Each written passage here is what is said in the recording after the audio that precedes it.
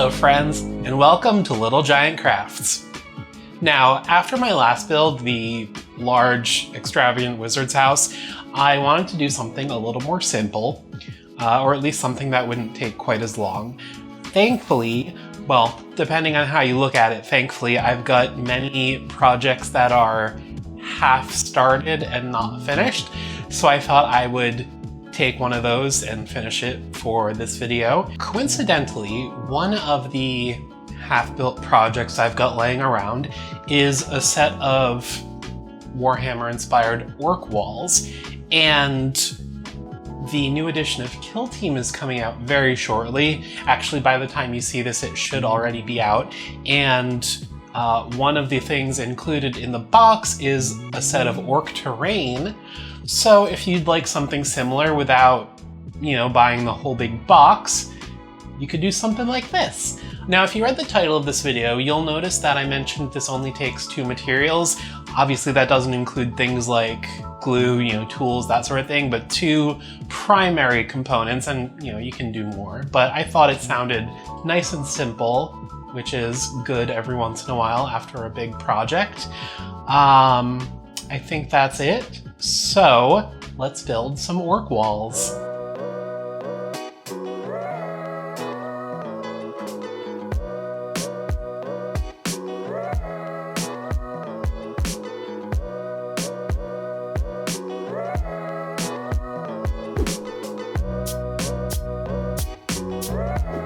Orcs in 40k have a very specific aesthetic. It's sort of like sci-fi scrapyard shantytown. There's a lot of different plate metal and different materials, and everything's very piecemeal cobbled together, which is good for us because we're not going to have to make things look just perfect. Now, since I have already started building a few of these, I'm going to skip the plan and we're going to go right to the build. The only 2 materials you really need for this project are sprues and cardboard. Really, you could probably even do this without sprues, but they just make a good frame. But if you build a lot of model kits like me, save your sprues because they always come in handy for crafting. The only problem if you're doing something like this where you want multiple walls is that you might have sprues that are different sizes, but in the case of orcs specifically, that works out fine because their stuff is so handmade that a little variation is fine. Now, even though I did have a few of these made already, I decided to build 2 more from scratch just so I'd be able to film the whole process. The first thing you're going to want to do is figure out, obviously, which sprues you're using and make a base for them. I just measure it out and then draw a little squiggly shape for the land. One thing I didn't do with these 2 that you might want to keep in mind is having a base on both sides of the wall, because you'll see later they tip over pretty easily, but you can fix that later. Once I have the shapes I want, I just cut them out. Then I decided that the first bases I cut were a little too thin, so I made some wider bases, and instead of throwing out the pieces I already cut, I decided to glue them on top so the base layer would be a little taller. And I just used tacky glue for that. And then, make sure you put something to weigh it down. Now, while the glue's drying, I do some trimming of little bits from the sprue. This is really up to your personal preference. You can cut as much or as little of it as you want.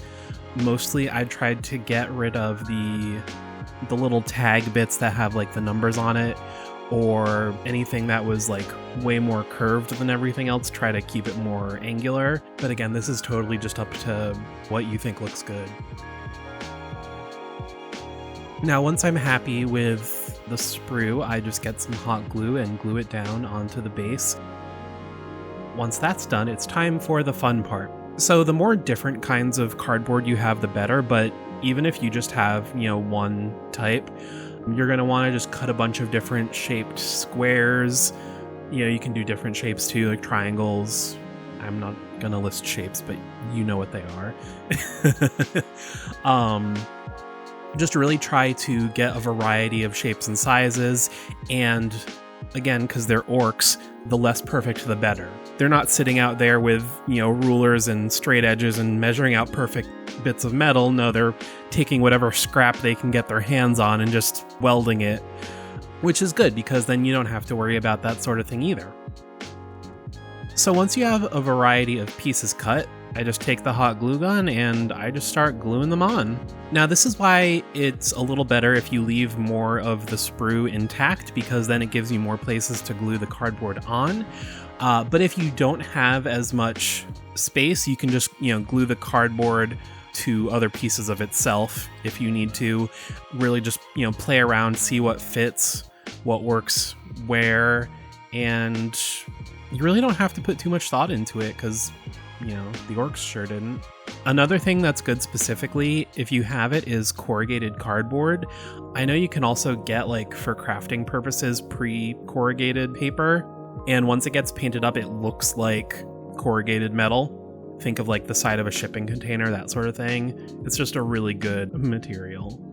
And something I'm doing for the smaller of the two walls is, when I was looking at the Kill Team terrain, I noticed at least one of the walls has a door in it, so I decided I wanted to do something similar. And the gold sprue that I was using for the smaller wall has a perfect little doorway shape on it.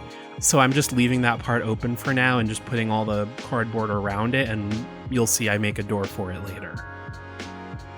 If you were just making scrap metal walls, not specifically orky, you could stop right here and get onto painting, but I am going to orcify it. I actually decided only to do this for the larger wall. I'm going to leave the small wall generic so it can be used in different settings, but you'll see the difference between the two. For the orc one, I feel like a big part of their aesthetic is giant skulls and angry faces and teeth. I mean, they use teeth as a currency, so it makes sense. So you're just going to want to cut these jagged diamondy shapes out of cardboard, and I like to just glue a row of them along the top. So before I glue the teeth on, I just sort of place them and make sure I like where they're all going to go and that they're all going to fit, especially since with the different pieces of cardboard, there's sort of different levels. It's not one flat surface. So just make sure to play around that stuff will fit in place before you glue it. Now for the wall supports, I take some more bits of sprue and cut all of the edges so I can have some long straight pieces.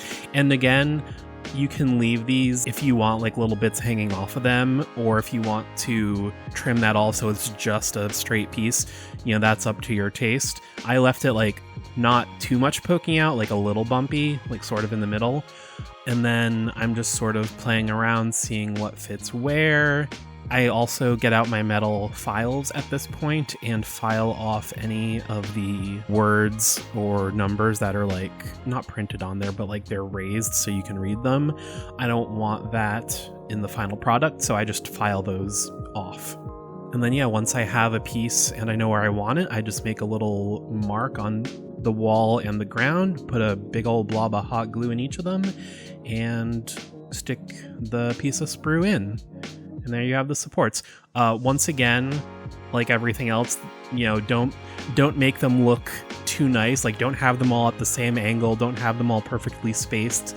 We want it to look ramshackle.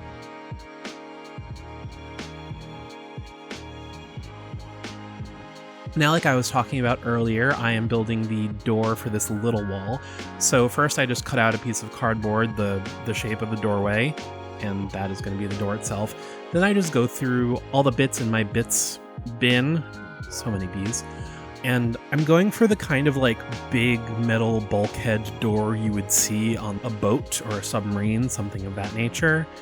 So I'm just looking for little bits that could look like that. I found a little, I think, steering wheel from some toy that I thought would make a good, not doorknob, but the wheel that opens that kind of door.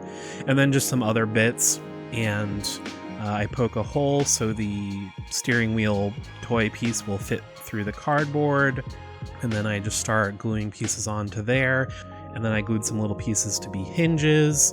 Those are just more bits. Some of the bits I glued on were actually more pieces of sprue to be like the vertical pieces that lock and unlock the door, and also this weird curvy piece made good, not hinges, but like a hinge sort of mechanism. I don't know. You don't have to know what every specific piece does. I certainly don't. And then once that's all glued onto the door, I glue it in place. Oh, I forgot to mention this earlier, but I did some lines of hot glue on the cardboard, and once that's painted, it'll just look like places where metal has been welded together. And speaking of using glue to decorate the wall, I am now making rivets with little beads of tacky glue. Usually for rivets, I like to glue on little beads, but since I wanted this to be a quicker project and I was mostly wanting to finish something I'd already started, I decided this would be a little easier. In the end, once they dry, they don't stick out as much as a bigger bead would. But they're still noticeable. And again, these don't have to be perfect. I pretty much went for like the corners of every piece of metal, and like in a few places I did a border, but whatever feels right. I don't think you can have too many. But that's it. It's time to paint. Now, since the sprues are plastic, they won't on their own take paint very well. So I did take these outside and just prime them with a spray paint. Just the backs, because the front cardboard will take paint very well. My finished paint scheme is going to be a mix of metal and reds and yellows. Those are sort of the colors of my orc army, so they will paint their buildings to match. So everything I know for sure is going to be metal. I start by painting it a dark gray, and then the things that are going to be red and yellow, I just leave those unpainted for now. Then while that's drying, I move on to the base, just super simple brown. Oh, I forgot to mention it earlier. I did, some little pockets of sand. Pocket sand. I didn't want to cover the whole base, so I just did like here and there. Again, that's up to you. If you really want, don't even bother with sand. But it's what I do with all my basing, so I just wanted to keep it, a little consistent, but also not use too much of it. Once the gray is dry, I start going over it with a darker metallic. I think this is a gunmetal. I find metallics, at least like the cheap acrylic kind that I use for terrain, don't have the best coverage. So if you start with a similar color underneath, it looks a lot better. So that's why I do it over the dark gray. And then, as I've mentioned in previous videos, for the panels that are going to be red and yellow, I paint those with a pink first, because pink is a lot more vibrant and you won't have to do as many coats of red or yellow, or orange as well, but I'm not really doing orange. So as I mentioned earlier, the way that I cut the bases made them very prone to tipping forward. So what I ended up doing mid-painting was just cutting up some pieces of foam and basically making supports to glue to the front of the wall. For the smaller wall, I just made like this triangular piece because I feel like bulkhead doors sometimes have like supports on the sides of them, and it just reminded me of that. For the bigger wall, I just cut some like spiky shapes, not strictly triangles, but almost something like a tank trap or something that the idea would be to stop vehicles. And I just glued those with hot glue onto the front of the walls, and they don't fall over anymore.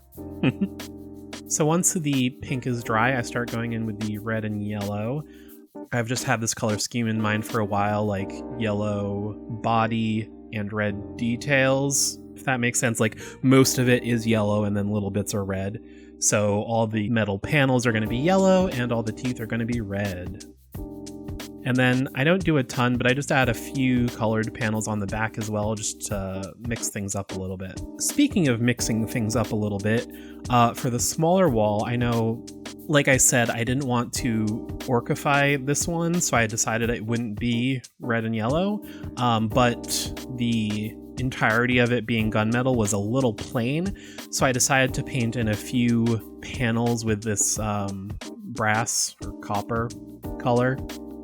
And then I take a lighter metallic, in this case silver, and I'm just a mixture of dry brushing and like edge highlighting, so just painting the edges of things just to make some of the details stand out and again make it not so monotonous to look at. And the good thing about doing this with something that's not metallic is that it looks like it's metal that's been painted over. The paint is chipping away and you can see the metal underneath. So I apply the silver to all the red and yellow bits as well.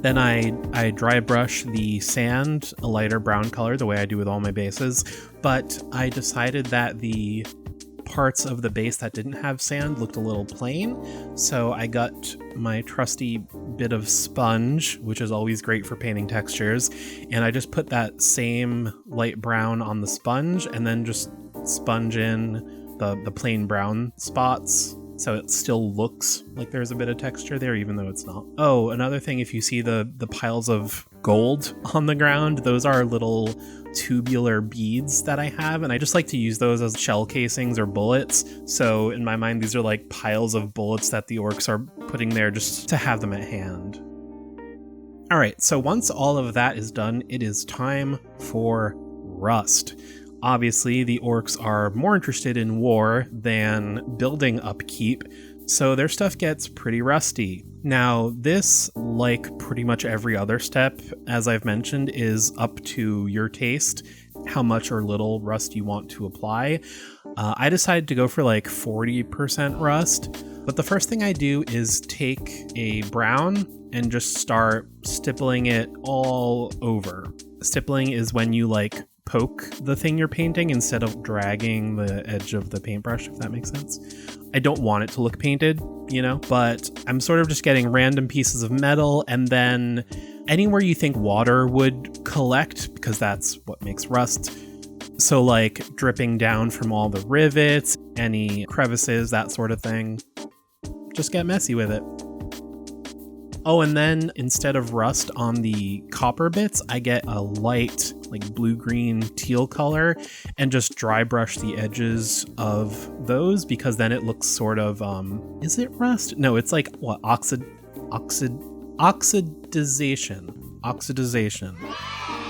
It gets oxidized. Yeah. So like, picture the Statue of Liberty. That used to be brass or copper or whatever. It's that sort of effect. But then once all the brown is done, I take an orange. If you have multiple oranges, start with a darker one and save the lighter one for the next step. But with this orange, I'm basically doing the same stippling effect, but not covering the brown completely, but doing the edges of it. With the orange, I mostly stuck to the edges of the brown. Like in my mind, when the thing turns rusty, it starts as orange and then the orange expands. And then in the middle, the part that's been like rusted the longest, it turns brown. So like the orange is the expanding rust and the brown is like the old rust. If that makes any sense. I don't know if that's accurate, but it seems to work. And again, just get real messy with it, go on heavy. Oh, at this point you can also see I just did some like little bits of graffiti, a giant middle finger, because it seemed like the sort of thing orcs would enjoy. Then the last step is taking a lighter orange and basically going on the borders again, but lighter. I decided instead of stippling, I tore out a tiny piece of sponge and held it with tweezers, and I put the paint on that and I stippled the edges of the rust again. And it just made like a nice different bit of texture. But that's all there is to it. So let's see the final product, shall we? You see anything out there? Nope. Just got our orders over the Vox, but you're not gonna like them. That bad? They want us to infiltrate the orc camp. Are you serious? This is a suicide mission. They said we'd be getting backup at least. Great. Probably some new commissar with a death wish. I wouldn't be so quick to lose faith, Sergeant. By the Emperor. Indeed. He protects his faithful. There you have it. Pretty easy, right? I'm thrilled with how they came out. Counting the 2 walls that I made from scratch, this only took me like 3 days, which I'm usually a pretty slow crafter, so that's pretty good. I'm tempted to make like a bunch more of them and just have like a giant orc fortress. But hey, I hope this inspires you to do something similar, even if it's not orcs. There's a lot of different things it could work well for, like Gene Stealers, or outside of Warhammer, there's Fallout, or Mad Max, something along those lines. But yeah, I hope you enjoyed. So as always, check out the links below, especially if you want to consider supporting us and what we do. But until next time, be creative, be kind, and take care of yourself.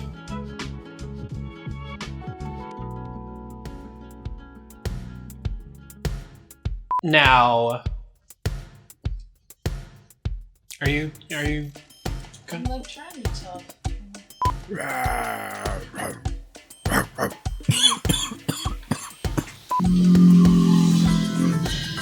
Are you recording? Yeah. Oh, okay. Well, in that case, let me know when to go. When to go? When to go. I think you can do it. Okay. But until next time, I almost had it.